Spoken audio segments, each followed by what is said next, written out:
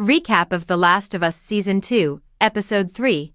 Traveling once more, The Last of Us returns on Sunday to examine the fallout from the seismic events that rocked the entire Jackson community after last week's blockbuster episode. As the program gives its characters and viewers an opportunity to process the simultaneous tragedy of Joel's death and the infected assault on Jackson, Episode 3, The Path, slows down the action to a standstill.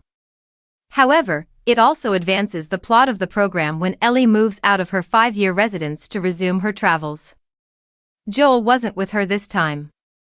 Craig Mazin's The Path, which was directed by Peter Hoare, opens with Jackson overwhelmed with anguish, despair, and terror at all that has just happened.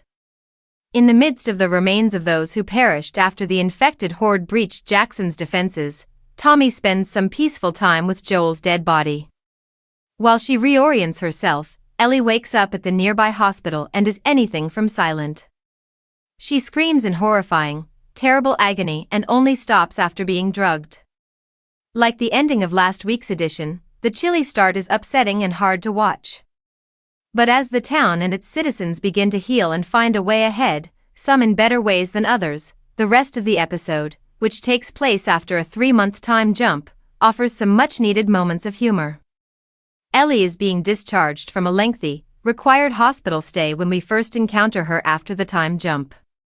Even as she bluffs her way through her last psychological test with Gale and tears while looking through Joel's belongings back at his now vacant house, Ellie seems to be recovering physically and emotionally from the mental and physical suffering she endured prior to the title sequence.